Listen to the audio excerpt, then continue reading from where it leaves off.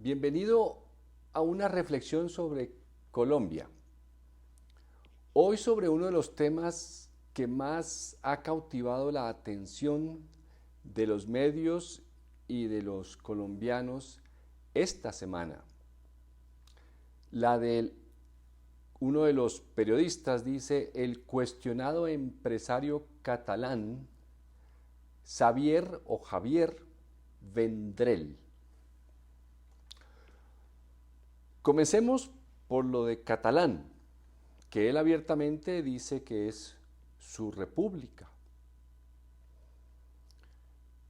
Bueno, creo que Europa, cuyo mapa ha cambiado notablemente y por infinidad de veces durante siglos, no debería llamar la atención que un español de nacimiento quiera ser catalán. Los catalanes, entiendo, fueron los primeros que expulsaron a los musulmanes en esa conquista que comenzó en el siglo VIII, tal vez, o un poco antes. ¿Qué me dice usted de la cantidad de veces que ha cambiado el mapa en los últimos 30 años de lo que fue la Unión de Repúblicas Socialistas Soviéticas? Salieron más de una docena de países movidos por ese independentismo, ese nacionalismo. Yugoslavia se fragmentó en varios países. Hoy en día hablan los escoceses de ser un país independiente. En fin, cuestionar que un europeo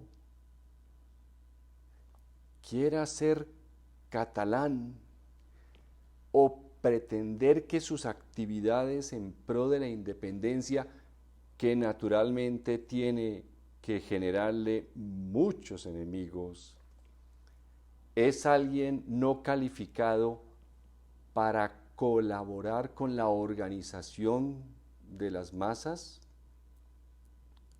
¿A quién quieren que contrate un gobierno sino a alguien que precisamente sabe organizar movimientos?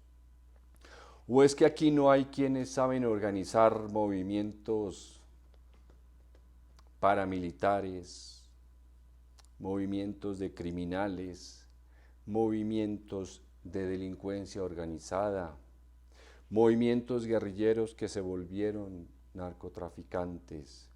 ¿Cuál es la novedad ahí? Me parece un poco desviada la preocupación y no sé qué es lo que quieren averiguar de algo que, como digo, en Europa es más que común. Siguiente punto es que promueve los activistas del cambio. ¿Dónde no hay activistas del cambio? Hace décadas nacieron los activistas del cambio de Greenpeace. Se enfrentaban unos barcos pequeñitos, unas lanchas frente a esos barcos balleneros en los océanos para impedir que se cazaran las ballenas. Activistas del cambio para proteger la vida de los océanos. Los activistas del cambio por el medio ambiente.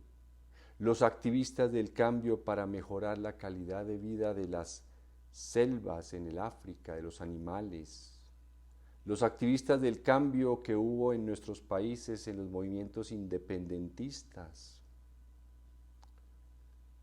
Evidentemente, los partidos políticos en Colombia y los movimientos que se han apoderado de los cargos públicos, de las instituciones y por supuesto del presupuesto, a ellos sí les ofende los activistas del cambio. Pero es que el cambio en Colombia se viene reclamando hace muchas décadas. Ahora pasemos entonces a ese punto. Las amistades de los poderosos.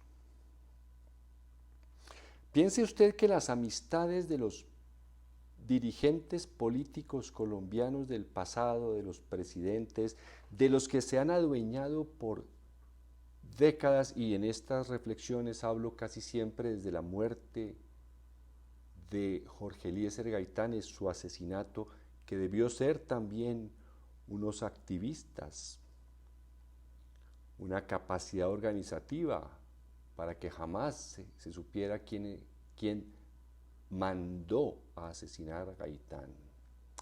Piense usted que las amistades de todos esos dirigentes de las últimas décadas están ocultas.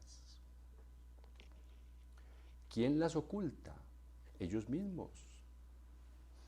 La prensa se las ayuda a ocultar, porque hacen parte de un establecimiento que se apoderó del poder de la nación, de las instituciones.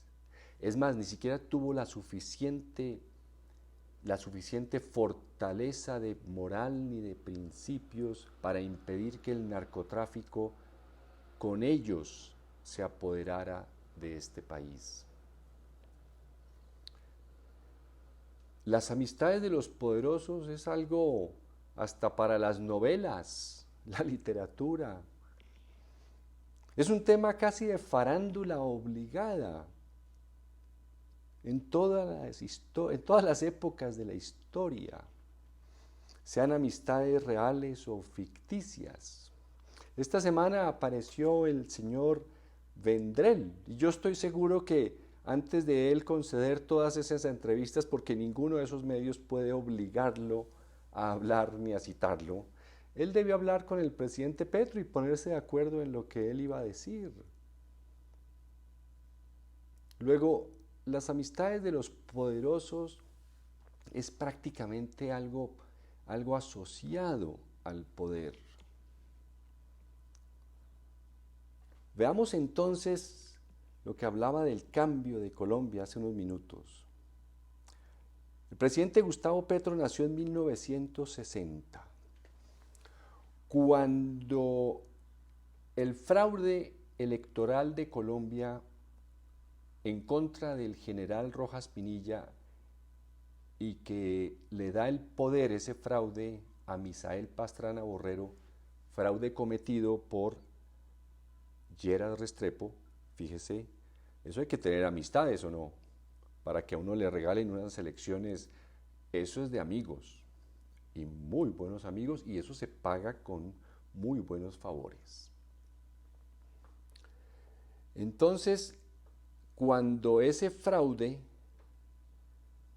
en 1970, Petro tenía 10 años de edad. Habrá quien ya lo ha vinculado como un guerrillero hecho y derecho. Démosle los 10 años de edad de cierta formación, por lo menos escolar. Pero fíjese, se vincula al M-19 en el 74, con 14 años de edad. Es decir, es una persona que desde los 14 años, cuando la mayoría de las personas, y yo soy de esa generación, a los 14 años de edad yo estaba por allá yo creo que en tercero de bachillerato, algo así. Mi único interés era montar en bicicleta, jugar fútbol, una que otra materia del colegio y divertirme. Una persona a los 14 años que ya tenga esa vocación revolucionaria, ¿qué clase de amistad cree usted que va a tener? ¿Como las que yo tenía para montar en bicicleta o para jugar fútbol? ¿Cuáles son las amistades que empieza a cultivar una persona que ya cree en un cambio? ¿O es que a usted y a mí nos parece un fraude electoral algo que se puede pasar por encima? Mire lo que está pasando en Venezuela. Entonces hay que entender que el presidente Gustavo Petro ha ido construyendo una cantidad de amistades que le han ido ayudando a avanzar en sus propósitos de cambiar a Colombia. A acaba el Frente Nacional y mire ese desbarajuste que vino en Colombia con una economía prácticamente infiltrada en su totalidad por los dineros del narcotráfico y los narcotraficantes. Hace unos años, cuando murió Gilberto Rodríguez Orejuela, una de las revistas más prestigiosas de Economist le dedicó su obituario y hablaba que él controlaba el 85% de la actividad comercial de Cali.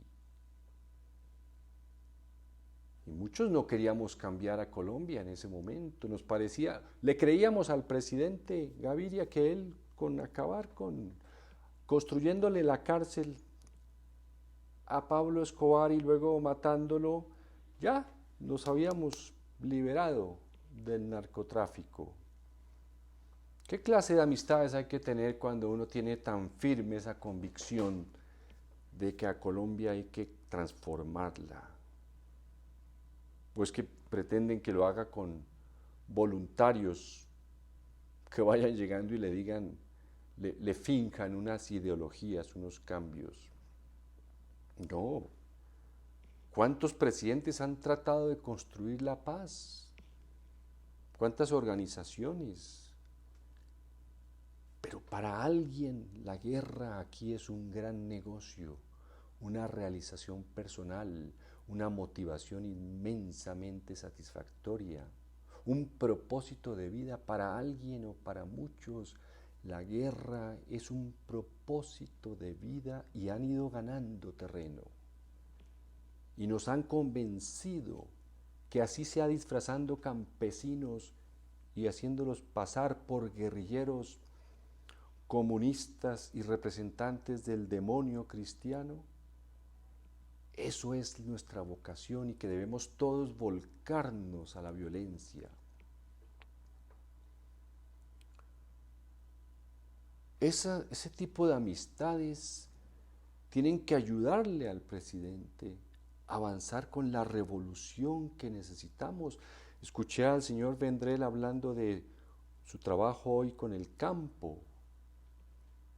En una entrevista reciente escuché que Colombia creo que ha importado 4 millones de toneladas de alimentos en el último año. Eso es vergonzoso, es mucho desperdicio, es un país que va al revés. Va al revés. Que no pueda desarrollar el campo es fatal. Definitivamente, no sé, obviamente uno quisiera que el gobierno avanzara más y que el ELN y los movimientos guerrilleros estuvieran más próximos a firmar la paz para contribuir precisamente al desarrollo, pero uno cree muchas veces y es fácil sentir que ellos están también alucinados, engolosinados con la violencia, con los negocios que les da la violencia, los guerrilleros, el narcotráfico y quién sabe qué otras cosas más. Entonces es más difícil todavía negociar con ellos. Pero sea que este gobierno pueda sentar las bases del cambio o no, 80, 100 años de violencia, o desde la muerte de Gaitán, de esa violencia que no ha parado, pueden triunfar nuevamente. Pueden triunfar porque nos han convencido que esa es nuestra vocación.